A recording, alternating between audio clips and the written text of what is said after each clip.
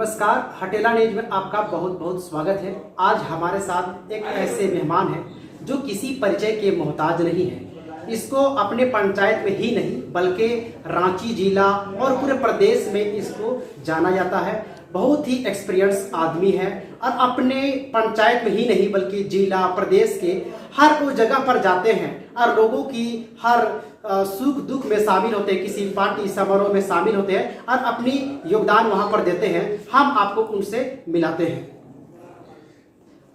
बहुत बहुत शुक्रिया। मैं अनुल हक अंसारी, इचापेरी पंचायत के नवनिर्वाचित पंचायत समिति के सदस्य। आप मेरे यहाँ आए, हमसे पंचायत के बारे में पूछ रहे हैं, तो निश्चित रूप से मैं आपको कहना चाहूँगा कि मैं पूर्व में जिला परिषद रहा हूँ और उसके बाद एक अजीब सा लगता है कि मैं पंचायत समिति का चुनाव कैसे लड़ा। आप लोग सवाल भी करते हैं, लेकिन सच्चाई ये है, एक दर्द है गांव के लोगों से, जिसके चलते मैं राजनीतिक दुनिया में आया हूँ। यही वो दर्द है जिसके चलते मैं रांची जिला ही नहीं करीब करीब झारखंड में घूमता हूँ।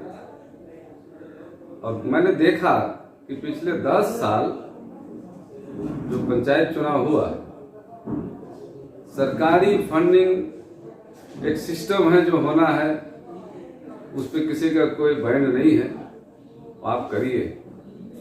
लेकिन जो आज देश में इंसानों को बांटा जा रहा है धर्म के नाम पे, मैं इसके खिलाफ हूँ।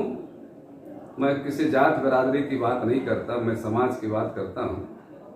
समाज एक है, वह समाज जिसमें हम एक तरह का खान पान, एक तरह का रहन सहन, एक तरह का बोली वचन, एक तरह का हर तरह का शादी विवाह हम उस समाज में जीते हैं। धर्म अलग हो सकता है भाई, आप कोई मंदिर जाए, कोई मस्जिद जाए, कोई गिरजा जाए, कोई सरना जाए, हमारा भारत देश कंप्लीट धार्मिक देश है। मैं कहता भी हूँ कि धार्मिक होना बहुत अच्छी बात है, सांप्रदायिक होना बुरी बात है। जो व्यक्ति सांप्रदायिक होता है वो कभी धार्मिक नहीं हो सकता, और जो व्यक्ति धार्मिक है वो कभी सांप्रदायिक नहीं हो सकता, और जो व्यक्ति धार्मिक है वो दूसरे धर्मों को भी आदर करता है। अब रही बात इस विकट परिस्थिति में, जैसा आप देश को देख रहे हैं, मैं एक पंचायत को एक ऐसा बेहतर पंचायत बनाऊंगा जिसे किसी तरह का किसी से कोई भेदभाव नहीं होगा। हर एक दूसरे को दुख सुख में साथ देंगे, और यहाँ से झारखंड को एक पैगाम जाएगा कि कैसे लोग रहते हैं, जो इंसानियत को कैसे रहना चाहिए। ये मैं कोशिश करूँगा, ये मेरा कोशिश भी रहा है।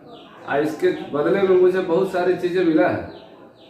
हम आपको बता दें कि जब माननीय सुबोध कांत साहब चुनाव जीते, उस वक्त सारे लोग रोड नाली गली की बात कर रहे थे, मैं सांसद प्रतिनिधि की बात कर रहा था। सांसद प्रतिनिधि बनने के बाद आज कांके में पारा टीचरों की जो बहाली हुआ है, आज जिस इलाके में घूमता हूँ, लोग सम्मान देते हैं, कहते हैं सर कि आपको बदौलत आज परिवार सुखी संपन्न है। बड़ा खुशी मिलता है इन सब चीज़ों से। और उसके बाद बहुत कार्य को मैं माननीय सुबोध कांत साहब का सांसद प्रतिनिधि के रूप में रहते हुए मैंने उनसे कहा, और वो करते चले गए। अमेरको रोड, श्री चेक डैम, छठ घाट का निर्माण, सामुदायिक भवन, कब्रिस्तान, चार दीवारी, और जहाँ भी जाति उन्माद हुआ, हम उस समय से ही 91 में हुआ था, वहाँ पूरा ईमानदारी के साथ इंसानियत को तोड़ने नहीं दिए। 100 में हुआ, निश्चित रूप से वहाँ अच्छा रहा। फिर होचर में दोनों समुदाय के बीच हुआ, मैं बीच में खड़ा था, वहाँ भी सम्मानीय स्थिति बना। पिठोरिया में जब हुआ था, हमारे बड़ा नाम बीपी केसरी, अजीत केसरी, अरुण केसरी, तमाम हमारे गार्जियन सरीखे लोगों को घर से जाके निकाल कर, जहाँ पे कब्रिस्तान चार दीवारी थोड़ा सा कुछ शरारती तत्वों ने कुछ अवरुद्ध कर दिया था, हम लोगों ने कोई ईंट, कोई करनी, कोई सीमेंट, कोई चिप्स, वहाँ से सारे लोगों को फूल माला पहना कर पूरे गांव में घूमे कि हम एक हैं, हम एक रहेंगे। इसका परिणाम बेहतर हुआ, आज सारे लोग पीसफुल माहौल में जी रहे हैं।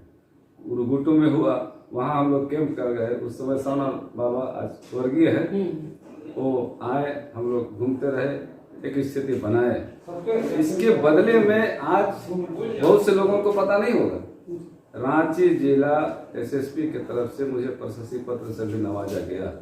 तो काम करने से इनाम मिलता है और हौसला भी बढ़ता है। हम चाहेंगे कि आपका वो कौन सा पहला काम होगा जो अपने पंचायत स्तर पर उसको करना चाहेंगे? देखिए, मैंने पहले कहा कि जो सरकारी फंडिंग है, हम एक विकास समिति का गठन करेंगे। वो लोग जो तय करेंगे वो काम होगा।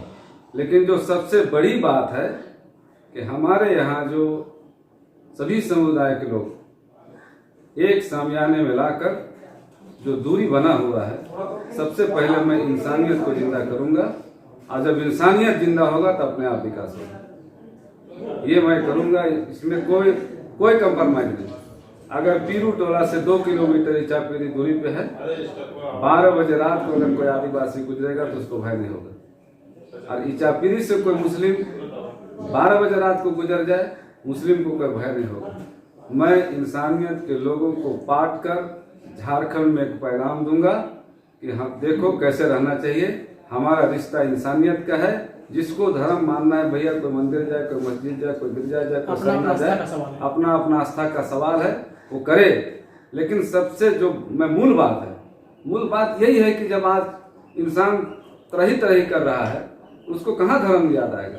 लेकिन जब पीसफुल माहौल में लोग जिएंगे तो अपने धर्मों का भी पालन करेंगे। ये मैं पहला काम करूंगा। एक और ये जानना चाहेंगे आपसे, क्योंकि आप बहुत एक्सपीरियंस व्यक्ति हैं और अपने पंचायत ही नहीं बल्कि जिला पूरे प्रदेश में आप घूमते हैं, जगह जगह पर देखते हैं। ग्रामीण स्तर की शिक्षा व्यवस्था का अगर देखा जाए तो बहुत अचर स्थिर रहती है, और शहरी शिक्षा व्यवस्था को देखें तो बहुत अच्छा व्यवसाय है। क्या ग्रामीण क्षेत्र के व्यक्ति को वो हायर एजुकेशन पाने का अधिकार नहीं है, और है या नहीं है? क्योंकि आप जब देखते हैं कि ग्रामीण क्षेत्र में स्कूल को जाकर देखेंगे तो स्कूल पूरा बिगड़ी पड़ी हुई है, शिक्षा व्यवस्था बिल्कुल अचर है। तो आप एक पंचायत समिति होने के नाते आप उसको किस प्रकार से ठीक करने की कोशिश करेंगे? देखिए, शिक्षा जगत की अंगुली उठाना कहीं से भी उचित नहीं लगता है, क्योंकि वो लोग शिक्षित बनाते हैं हमारे बच्चे को। लेकिन जो ईमानदारी की बात है उसको कहने से गुरेज नहीं करना चाहिए। आज सरकारी स्कूल के जो टीचर हैं, निश्चित रूप से मैं समझता हूं कि ईमानदारी से वो काम नहीं कर रहे हैं। अगर वो ईमानदारी से काम करते तो उनके अपने बच्चे सरकारी स्कूलों में नहीं पढ़ते हैं, उनके बच्चे केवरियन, नवोदय, डीएवी में पढ़ते हैं। इससे साफ पता चलता है कि वो ईमानदार नहीं है।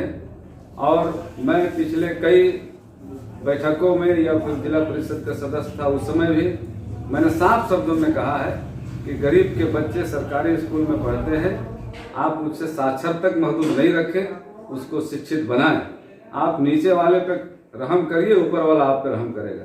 मैंने साफ शब्दों में कहा है। लेकिन अगर यहाँ पे ये लोग इसके बाद भी अगर अच्छा नहीं किया तो इसके विरोध भी आंदोलन होगा और बेहतर शिक्षा का व्यवस्था करने का प्रयास करेंगे। अभी आप बताइए कि अपने पंचायत के जितने भी मतदाताओं ने आपको भरपूर समर्थन दिया, आपको उसके लायक बनाया, तो आप उनको कुछ मैसेज देना चाहेंगे? देखिए, मैं इचापीरी पंचायत के एक एक मतदाता को, माँ बहनों को, नौजवानों को, बुजुर्गों को, हमारे गार्जियनों को, मेरे पास शब्द ही नहीं है, लेकिन मैं ये कह सकता हूँ कि मैं दिल से धन्यवाद देता हूँ। उन्होंने मुझ पर विश्वास किया है और मुझे बढ़िया वोट से जिताया, और मैं उनको बहुत दिल से बधाई देता हूँ। और जिस मकसद के तहत मुझे बनाया है वो मकसद में मैं खड़ा उतरूंगा। एक सवाल, अब जब अभी त्रिस्तरीय पंचायत चुनाव हो रहा है तो मुझे जगह जगह जाना होता है, कभी जो कैंडिडेट है उनसे ही बात करते हैं, कभी वो जो वोटर है उनसे ही बात करते हैं। तो वोटर का कहीं ना कहीं एक सवाल छुपा हुआ होता है कि जब चुनाव की बारी आती है तो बहुत सारे कैंडिडेट हमारे बीच में आते हैं और हमसे ढेर सारी वादा करते हैं कि आपके लिए रास्ता बनवाएंगे, नाली बनाएंगे, स्ट्रीट लाइट लगाएंगे, विधवा पेंशन, ये ढेर सारी हमको लुभावने बातें हमको ये बता के चले जाते हैं। हम कहीं न कहीं उनके बहकावे में आ जाते हैं। जब हम उनको अपनी वोटों को उनको दे देते हैं, अपनी समर्थन उनको देते हैं, उनको जब विजयी बनाते हैं और विजयी बनाने के बाद जब उनके बीच हम अपनी कामों को लेकर जाते हैं तो कहीं न कहीं वो जो कैंडिडेट जीता हुआ होता है उनको पहचानने से इनकार करता है। क्या आप इसमें कुछ कहना चाहेंगे? देखिए, निश्चित रूप से मैं कहूँगा, हमारा एक एक मतदाता जिस उम्मीद के साथ किसी को बनाता है, अगर वहाँ पे कोई प्रतिनिधि अपने मतदाता को, अपने जनता को, अपने लोगों को इग्नोर करता है तो बड़ा निंदनीय बात है। ऐसा नहीं होना चाहिए। और जहाँ तक उनका विश्वास की बात है तो मैंने पहले भी कहा, विश्वास को मैं टूटने नहीं दूंगा। और जो आपने एक बात कहा कि लोग चुनाव के समय में जाते हैं और बहुत प्रलोभन देते हैं, बहुत बड़ी बड़ी वादे करते हैं। आज एमपी एमएलए के पास 5 करोड़ का फंड होता है, तब आज तक हमारा गांव वहीं खड़ा पड़ा है। आज त्रिस्तरीय चुनाव को सरकार के तरफ से आज भी कोई बहुत बड़ा फंडिंग नहीं है। तो जो लोग वादे करते हैं वो झूठे हैं, जनता को दिग्भ्रमित करते हैं। यहाँ पे आपके पास है ही नहीं, आप करेंगे क्या? ये झूठा वादा है। और जो सरकारी फंडिंग होगा वो आपका है, जनता का है, वो होगा।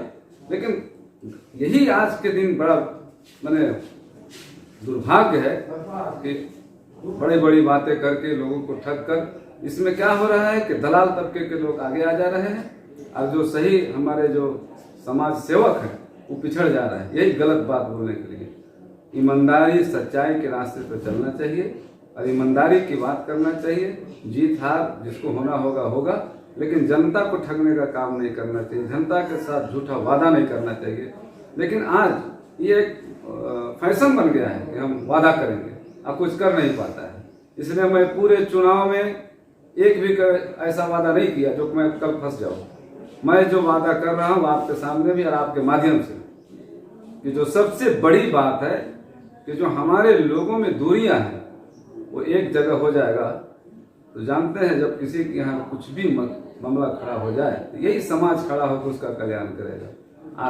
करते भी रहा है झारखंड में लोग, निश्चित रूप से करेगा। इसको आज जो आप देख रहे हैं काफी भीड़ में रहा है, मैं इसलिए बुला रहा हूँ कि कोई आदमी बीमार पड़ जाए, एक आदमी 1000 नहीं दे सकता है, लेकिन 10 आदमी 100 रुपया लगाएगा तो 1000 हो जाएगा।